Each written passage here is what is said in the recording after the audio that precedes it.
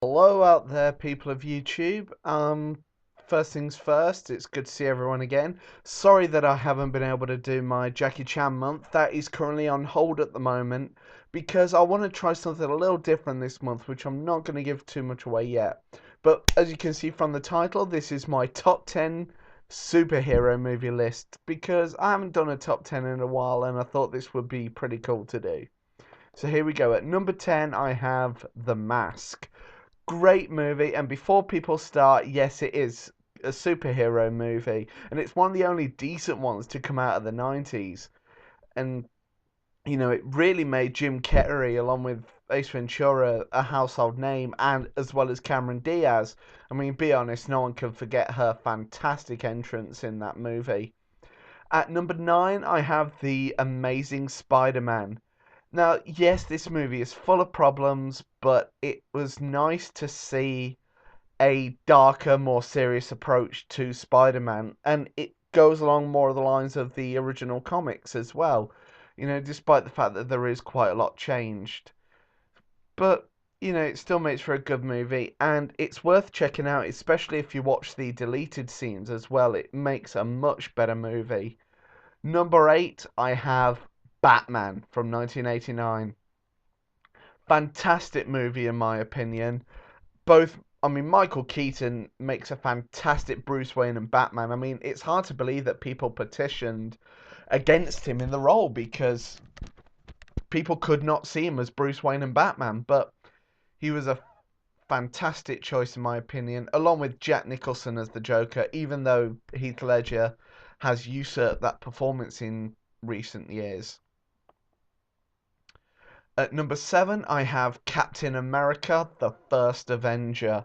This was the movie that was the last setup movie for before the Avengers, and it delivered some great performances. And Chris Evans showed that he could do a Marvel role and a comic book movie role really well because the Fantastic Four movies didn't really give any of the actors a chance in those to spread their wings, and it failed as a result. And Hugo Weaving is brilliant as Red Skull in this as well. And Tommy Lee Jones is fantastic. I've reviewed this already as well, so I really enjoyed this movie.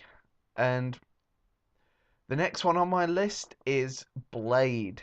Now, this isn't a movie I watch a lot, but it is one I really appreciate because this is the movie that started putting comic book movies back in a serious light, and it showed because you know, it made the character a lot darker.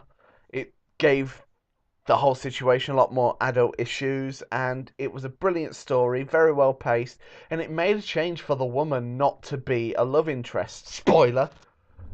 So yeah, that is my number 6 pick.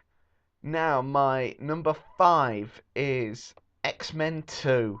Now, while I absolutely love the original, the sequel is again one of those rare situations where, like,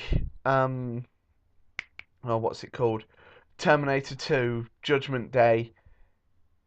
It's one of those rare moments where the sequel is so much better than the first one. I mean, just in terms of story, cast, the new characters introduced, the plot that's driven along, and the dilemmas that the characters have to face. It's a really good movie, worth checking out as well.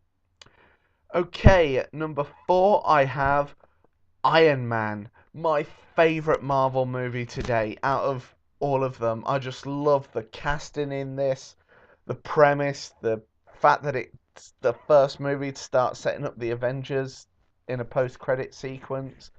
And Robert Downey Jr. just owns this franchise. I really hope he does stay on for a long while to come. Excuse me. Okay, number 3. I'm kind of cheating with this one. I'm putting 3 movies in one because each movie is as good as the last one, and that is the Dark Knight trilogy, my favorite comic book movie trilogy of all time. I mean, just the way it starts in Batman Begins, how it builds Batman's origins and, teaches you about his character and why he's made the decision that he's made. And then, of course, it goes on with The Dark Knight, where you have Heath Ledger's Joker introduced, who just completely steals the movie. And then it wraps up very nicely and gives it a brilliant conclusion in The Dark Knight Rises. And regardless of what you think of the voice that Christian Bale chose for Batman, which was the whole hockey pads thing, you know, everyone takes the mick out of it, even I do. You know, it's still made for a great movie trilogy, and I really enjoyed it. Okay, at number 2, I'm sure this isn't going to surprise a lot of people, but I have decided to go with Avengers at number 2. And for me, this is as perfect a comic book movie as you're going to get, if there wasn't another movie just slightly keeping it off the number 1 spot. But my number 2 and number 1 could easily be interchangeable. So, to round off, at number 10, I have The Mask. At number 9, I have The Amazing Spider-Man. At number 8, I have Batman. At number 7, I have Captain America, the First Avenger. At number 6, I have Blade. At number 5, I have X-Men 2. At number 4, I have Iron Man. At number 3, The Dark Knight Trilogy. And at number 2, The Avengers.